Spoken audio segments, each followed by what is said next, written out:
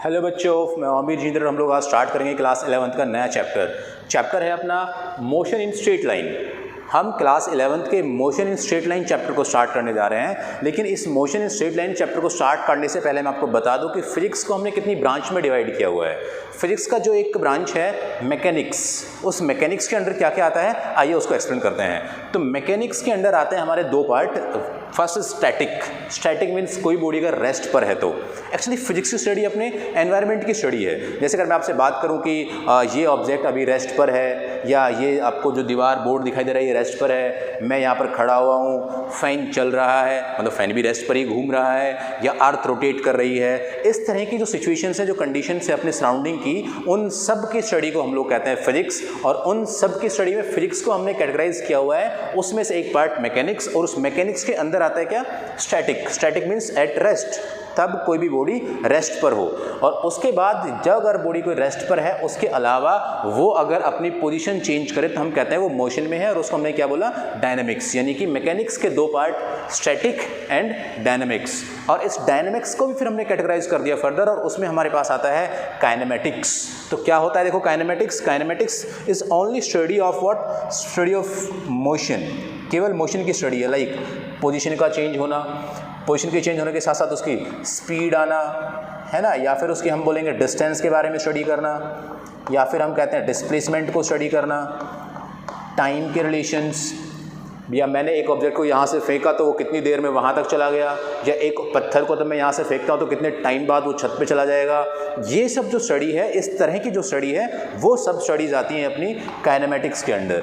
हम उसको काइनेमेटिक्स में पढ़ते हैं। यहाँ पर कोई हमने कारण नहीं पढ़ा कि बॉडी मूव क्यों की, हाँ मोशन जरूर पढ़ा, लेकिन उस मोशन का कारण कॉज हमने नहीं पढ़ा काइनेमेटिक्स में। केवल उस मोशन से जो भी रिलेशंस आएंगे, position, speed, distance, displacement, time, velocity, इन सब के रिलेशंस को और इन बेसिक टर्म्स को स्टडी किया। लेकिन इधर अगर हम लोग फिर डायनेमिक की बात करते हैं तो वहाँ पर हम लोग कॉज ऑफ मोशन भी पढ़ते हैं, और जो कॉज ऑफ मोशन है उस कॉज ऑफ मोशन के लिए मैं कहूँगा कि हम वहाँ पर स्टडी करते हैं फोर्स की, वहाँ पर हम लोग स्टडी करते हैं मोमेंटम की, इन सब चीज़ों की हम लोग वहाँ पर स्टडी किया करते हैं। एक्सेलरेशन हम यहाँ पर पढ़ते हैं, लेकिन F is equal to ma, mass और इन सब का रिलेशन हम लोग इस डायनामिक के पार्ट में स्टडी करते हैं। तो इस तरीके से हमने मैकेनिक्स को कैटेगराइज किया। अब यहाँ से हम लोग स्टार्ट करेंगे अपना पढ़ना काइनेमेटिक्स को। मैं अब यहाँ पे आपको स्टार्ट करा रहा हूँ आज काइनेमेटिक्स की स्टडी, यानी कि हम लोग मोशन इन स्ट्रेट लाइन में काइनेमेटिक की स्टडी करने वाले हैं। काइनेमेटिक्स क्या होता है, तो इसको स्टार्ट करने से पहले मैं आपको कुछ टर्म्स डिफाइन करता हूँ। जैसे मैं सबसे पहले रेस्ट और मोशन को डिफाइन करूँगा। मैं आपको बता दूँ कि ये रेस्ट और मोशन क्या कहानी है, किस तरीके से हम इसको स्टडी करते हैं। आपने भले क्लास 9th में इसको सीखा होगा, बट इसको हम और डिटेल में और कंप्लीट स्टडी इसकी करते हैं। ओवरव्यू आपको 9th में बताया गया हो। अगर मैं आपसे बात करूँ रेस्ट की, तो कोई भी बॉडी एब्सोल्यूट रेस्ट में है ही नहीं। आप कहेंगे ऐसा कैसे हो सकता है। अगर मान लीजिए मैं कहता हूँ कि ये बोतल है, ये बोतल तो सर अगर यहाँ पे रखी हुई है तो ये तो एट रेस्ट पर रहेगी, राइट। या मैं बोलूँगा कि ये पेन अगर यहाँ पर है तो ये पेन एट रेस्ट पर है, यहाँ पे रुका हुआ है तो, लेकिन ये रेस्ट पर नहीं है। क्यों नहीं है रेस्ट पे, क्योंकि ये मेरे हाथ में है। अब ये मेरे हाथ में है, मैं अर्थ पे हूँ, अर्थ रोटेट कर रही है, अर्थ रोटेट कर रही है, एक उसका रोटेशनल मोशन हो रहा है, दूसरा वो फिर किसी चारों तरफ भी घूम रही है, यानी कि खुद अपने एक्सिस पर भी रोटेट कर रही है और किसी के चारों तरफ भी चक्कर लगा रही है। 2 मोशन हुए। फिर जो अपनी मिल्की वे गैलेक्सी है, पूरी गैलेक्सी मूव कर रही है, 3 मोशन हुआ। तो क्या ये पेन एब्सोल्यूट रेस्ट पर है, तो आंसर है एब्सोल्यूट रेस्ट पर कुछ भी है ही नहीं। और अगर एब्सोल्यूट रेस्ट पर कुछ भी नहीं है तो हम फिजिक्स की स्टडी को, मोशन इन स्ट्रेट लाइन को, मैकेनिक्स, स्टैटिक, काइनेमेटिक, डायनेमिक्स को आगे नहीं बढ़ा सकते। अगर हम आगे नहीं बढ़ा सकते तो हमें रेस्ट की कंडीशन को सेटिस्फाई कराना होगा।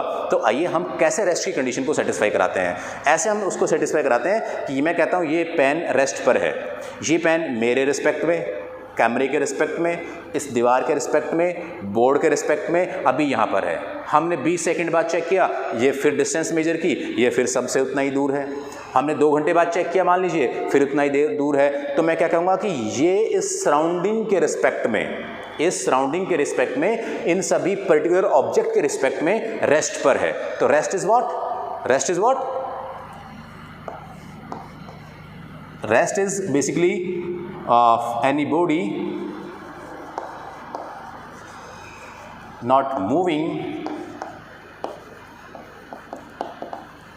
not moving with respect to any object। किसी ऑब्जेक्ट के रिस्पेक्ट में किसी ऑब्जेक्ट के रिस्पेक्ट में तब कोई बॉडी मूव नहीं करती तो हम उसको रेस्ट में समझते हैं, रेस्ट में समझते हैं। क्यों समझें उसको रेस्ट में? क्योंकि ये बार बार बोर्ड से यहाँ पर चेक कर रहा था मैं इस पेन को, तो ये यहीं पर मिला मुझे, तो इसलिए मैंने क्या बोल दिया, मैंने बोल दिया कि ये पेन मूव नहीं कर रहा है इस बोर्ड के रिस्पेक्ट में। हमने छोटी चीज़ों को पढ़ा, मैंने पूरे सराउंडिंग के बारे में यार की अर्थ की और इन सब की बात नहीं की, मैंने केवल इस रूम के दीवारों की, बोर्ड की, कैमरे की और मेरी खुद की बात की, बहुत छोटे लेवल पे स्टडी की, तो हमने रेस्ट को डिफाइन कर दिया, राइट। और अगर मोशन की बात करेंगे तो मोशन तो आप समझते ही हैं क्या, चेंजिंग डिस्टेंस कंटिन्यूअसली, राइट, या changing position, change in position with respect to time is called motion, right. जो ये जैसे क्या हो रहा है, यहाँ से मूव करते पहले यहाँ पर था, फिर यहाँ से इधर चला गया, फिर इधर चला गया, फिर उधर चला गया, तो अगर ये मूव कर रहा है मेरे रिस्पेक्ट में तो मैं क्या कहूँगा, ये ऑब्जेक्ट मूविंग है विद रिस्पेक्ट, मेरे से इसकी पोजीशन लगातार चेंज होती जा रही है, पहले ये पोजीशन थी, फिर ये पोजीशन, फिर ये पोजीशन, कंटिन्यूअसली इसकी पोजीशन चेंज हो रही है, तो मैंने इसको क्या बोल दिया कि ये मूविंग बॉडी है, ये मोशन में है। अब यहाँ से हमने तब ये रेस्ट, ये मोशन और पोजीशन को स्टडी कर लिया, तो अब हम लोग पढ़ना चाहते हैं इससे आगे की टर्म्स, जैसे कि डिस्टेंस, डिस्प्लेसमेंट, ये सब पूरी कहानी क्या होती है। तो अब पोजीशन, या फिर इसको मैं फिजिक्स की वर्ड्स में बोलूँ तो मैं इसको कहूँगा डिस्टेंस। डिस्टेंस क्या होता है, राइट, तो डिस्टेंस होता है actual path between two points. कैसे actual path between two points? अगर मान लीजिए मेरे पास ये एक ऑब्जेक्ट है O, और ये इस पॉइंट, या फिर मैं कहता हूँ ये एक ऑब्जेक्ट, कोई भी एक छोटा सा ऑब्जेक्ट है, ये A पॉइंट से चल के यहाँ से ऐसे चलते हुए गया, यहाँ से ऐसे जाते हुए यहाँ पे ऐसे इधर आ गया B पर, अब ये B लोकेशन पर आ गया। तो ये जो यहाँ से चला, तो मैं इसको अगर मेजर करना चाहूँ 1 मिलीमीटर इन सबको डिस्टेंस को ऐड करता रहूँ, तो इस पूरे डिस्टेंस के ऐड करने पर मुझे यहाँ का क्या आ जाएगी, यहाँ की डिस्टेंस आएगी। डिस्टेंस वो basically actual path between two points. मैं हर एक चीज़ को बहुत एक्सप्लेन करके आपको बता रहा हूँ। दो पॉइंट के बीच में जो एक्चुअल वास्तविक रास्ता होता है, हम उसको क्या कहते हैं, डिस्टेंस कहते हैं, यानी कि डिस्टेंस आपका एक्चुअल पाथ होता है। अब ये जो डिस्टेंस है, ये एक तरह की लेंथ ही है, तो इस डिस्टेंस के साथ साथ हम एक और क्वांटिटी पढ़ लेते हैं, फिर इसको और डिटेल में स्टडी करेंगे। इसके साथ हम दूसरा पार्ट पढ़ते हैं, that is displacement. Second is what, displacement. होता ये भी एक्चुअली डिस्टेंस ही है, बट इनमें थोड़ा सा डिफरेंस है, थोड़ा सा डायरेक्शन का प्रॉब्लम है। तो डिस्प्लेसमेंट क्या होता है, डिस्प्लेसमेंट भी दो पॉइंट के बीच की डिस्टेंस होती है, दो पॉइंट के बीच की ही पोजीशन को बेसिकली हम लोग समझते हैं। इस वाली लेंथ में हम लोग एक्चुअल पाथ को फॉलो नहीं करते, हम स्ट्रेट पाथ को लेते हैं, सीधे पाथ को लेते हैं, ये ऐसे। ये वाला पार्ट क्या कहलाएगा आपका, डिस्प्लेसमेंट। तो डिस्प्लेसमेंट क्या हुआ आपका, डिस्प्लेसमेंट हुआ shortest path between two points. दो पॉइंट के बीच में जो सबसे छोटा पाथ होता है, सबसे छोटा रास्ता होता है, हम उसको क्या कहते हैं, डिस्प्लेसमेंट। अच्छा, इनके बीच में क्या क्या डिफरेंस है, क्या क्या कहानी है, उस वाली पूरी चीज़ को मैं आपको यहाँ पर एक्सप्लेन कर देता हूँ। बेसिकली मैं यूनिट की बात करूँगा, क्योंकि मेजरमेंट तो होगी। अब हम फिजिकल क्वांटिटी पढ़ रहे हैं, फिजिक्स पढ़ रहे हैं, तो इसमें जो क्वांटिटीज़ आई हैं, इन क्वांटिटीज़ की क्या होगी, इन क्वांटिटीज़ की यूनिट होगी। तो दोनों की यूनिट क्या होती है, तो इन दोनों की जो यूनिट होती है वो यूनिट मीटर ही होती है, कोई इसमें रॉकेट साइंस नहीं है। इसका डायमेंशन फॉर्मूला ये होता है MLT, लेंथ है केवल, ना टाइम है ना मास है, डायमेंशन ऑलवेज सेम होता है। लेकिन डिस्टेंस जो क्वांटिटी है वो वेक्टर क्वांटिटी है, स्केलर क्वांटिटी है। जो डिस्टेंस है वो कैसी क्वांटिटी आपकी, डिस्टेंस आपकी स्केलर क्वांटिटी है, और जो डिस्प्लेसमेंट है वो डिस्प्लेसमेंट आपकी वेक्टर क्वांटिटी है। तो डिस्प्लेसमेंट कैसी क्वांटिटी हुई बच्चों, वेक्टर क्वांटिटी, और डिस्टेंस क्या हुई, scalar quantity.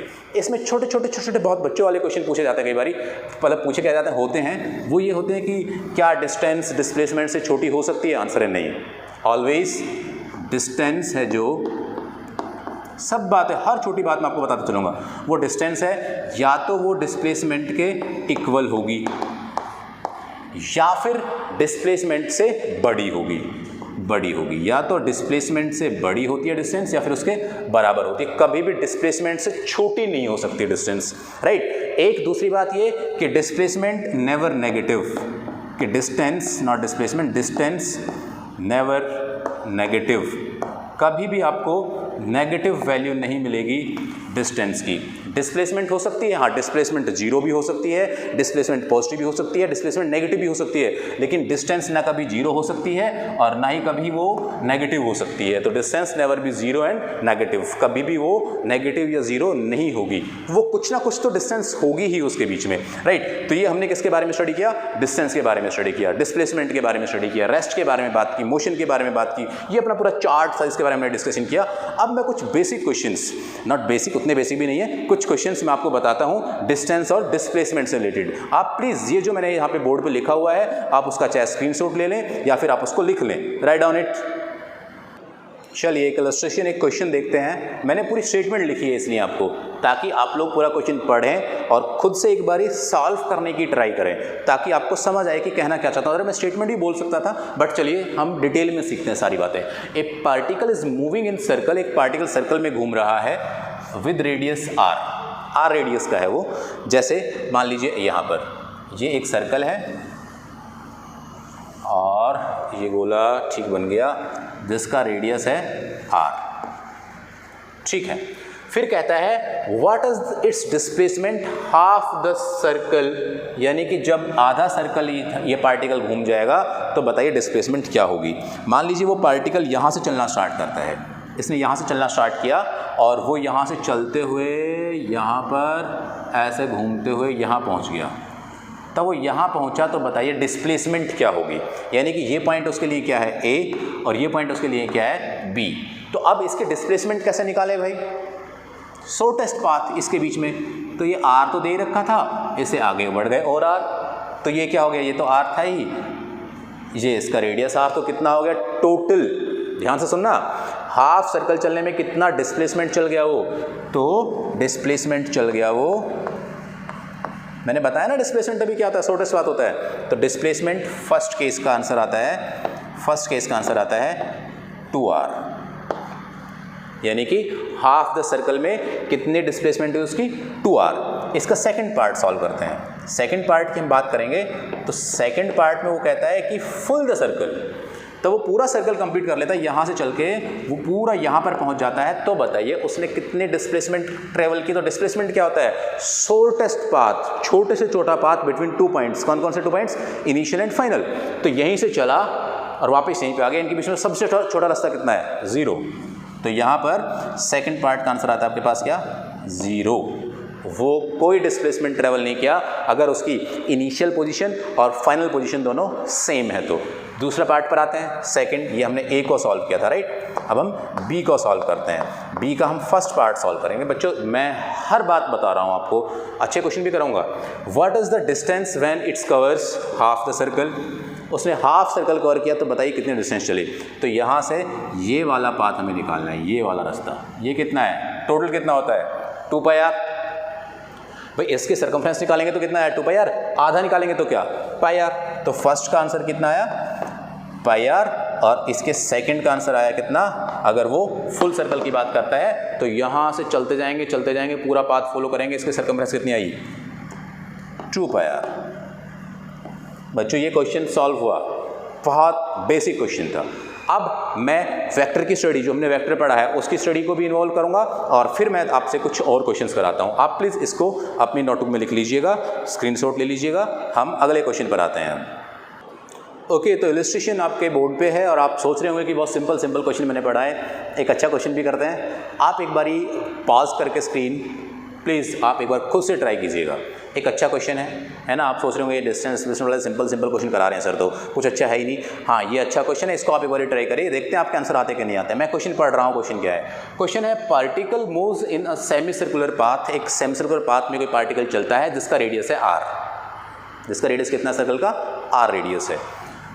From O to A, then it moves, उसके बाद वो मूव करता है parallel to the z axis, x axis, y axis, z axis.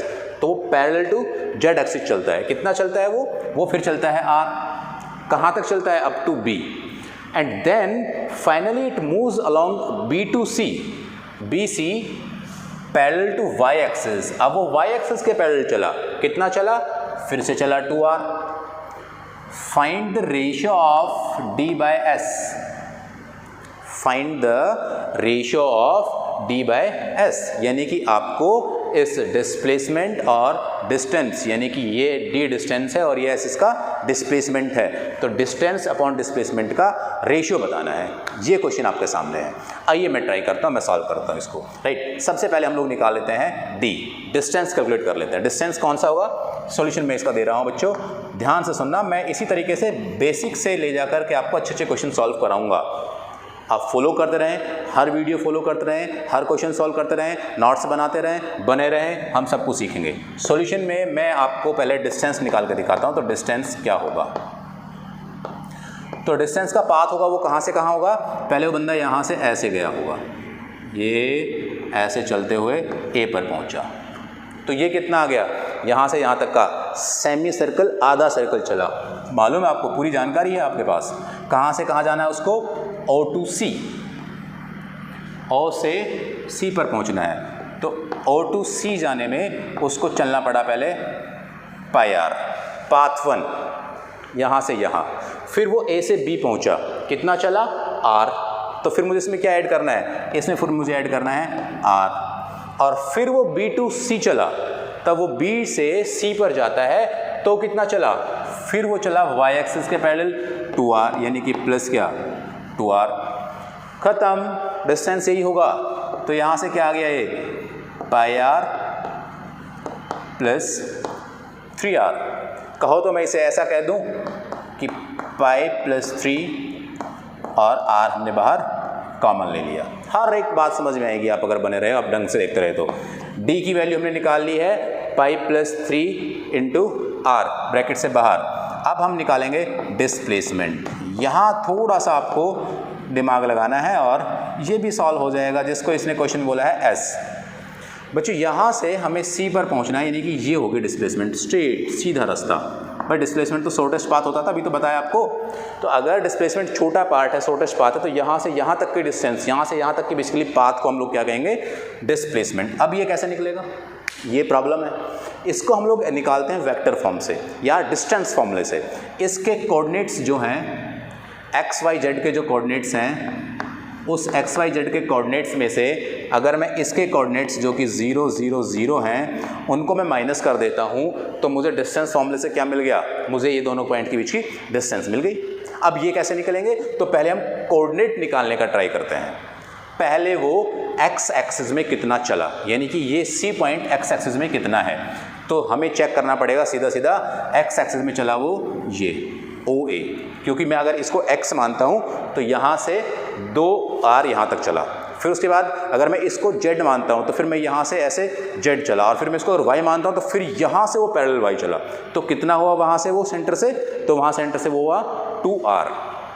तो x के लिए क्या लिया हमने, बेसिकली r वेक्टर की मुझे बात करनी चाहिए, ये डिस्प्लेसमेंट वेक्टर 2r चला i कैप x एक्सिस में। फिर उसके बाद वो अपना y में कितना चला, तो y में तो यहाँ से तो ये 2r चला गया, मैं x एक्सिस में तो 2r आ गया हूँ, y में कितना आया हूँ, तो y के पैरेलल में तब वो चला तो कितना चला, वो केवल r चला, यानी कि ये वाली कितनी दूरी है, तो ये दूरी आपकी कितनी है r प्लस r जी कैप। और फिर वो तब यहाँ से z एक्सिस में, यानी कि y के पैरेलल चलता है, तो वो z प्लेन में चला, z एक्सिस में चला तो कितना चला, वो फिर से वो चला 2r, that is k cap. समझ रहे हो ना, यहाँ से यहाँ तक का 2r, यहाँ से यहाँ तक का r, और यहाँ से यहाँ फिर से कितना 2r, x y z, right. तो यहाँ से हमारे पास ये एक रिजल्ट आ गया। अब इस रिजल्ट में से माइनस करेंगे क्या, 0 0 0 0, तो इसको ही हम क्या कहेंगे कि ये डिस्टेंस है r, और इसका अगर मैं मैग्नीट्यूड निकाल लेता हूँ तो ये मैग्नीट्यूड इसका आ जाएगा, बेसिकली r माइनस o करना चाहिए था, लेकिन o तो है ही नहीं, वो तो 0 पॉइंट है, तो हमने यहाँ पे इसका मैग्नीट्यूड निकाल लिया। तो मैग्नीट्यूड कितना आया, तो मैग्नीट्यूड यहाँ से आता है, मैं मान लीजिए इसको लिख रहा हूँ 2i कैप, तो 2 का स्क्वायर, r को मैंने बाहर ले लिया, प्लस कॉमन यहाँ से 1 का स्क्वायर, प्लस यहाँ से फिर से 2 का स्क्वायर, बाहर कौन ले रखा मैंने इसे, r को मैंने बाहर लिया हुआ है, राइट। तो यहाँ पे r का स्क्वायर भी आप मान लें, है ना। तो कितना आ गया, 4 5 और 4 9, 9 का बेसिकली यहाँ से स्क्वायर किया तो 9 का रूट r स्क्वायर, तो कितना आएगा यहाँ से 9 का रूट 3, और ये आपका r। तो ये कितना आ गया 3r। इनका रेशियो कितना आया अब, तो रेशियो निकालेंगे तो रेशियो आया बच्चों d/s, है ना। क्वेश्चन अच्छा था ये, pi plus 3 into r divided by 3r। मर गया तो क्या आया, pi plus 3/3, that is the ratio of d/s। इस तरह से बहुत अच्छे अच्छे क्वेश्चन भी हम लोग डिस्कस कर सकते हैं, जैसे competitive exam, IIT, JEE, NEET और भी अच्छे अलग अलग कोई जो पेपर्स होते हैं, एम्स वगैरह, उन सब के लिए हम लोग यहीं से सीखेंगे। लेकिन पहले बेस सीखेंगे, बेसिक सीखेंगे, फिर हम आगे बढ़ेंगे। ऐसे मैंने वेक्टर का पूरा कोर्स खत्म किया था, वो भी प्लेलिस्ट वहाँ पर है, ये भी मैं आपको स्टार्ट कर चुका हूँ। हर एक चीज़, हर चीज़ हम लोग डिस्कस करते हुए चलेंगे। हर वीडियो में मैं आपको कुछ ना कुछ कॉन्सेप्ट्स न्यूमेरिकल सिखाते हुए चलूँगा। तो आप ये देखते रहिए, लिखते रहिए। आपको कोई बात नहीं समझ आती है तो कमेंट बॉक्स में लिखिए, बहुत अच्छा लगता है तो शेयर कीजिए, बाकी बच्चों को भी बताइए, अपने स्कूल के, अपने आस पड़ोस के बच्चों को आप इसको शेयर कीजिए। तो मुलाकात होगी नेक्स्ट वीडियो में स्पीड वेलोसिटी के साथ, उसके कुछ कॉन्सेप्ट्स, कुछ न्यूमेरिकल के साथ। तब तक आप खुश रहिए। Thank you very much.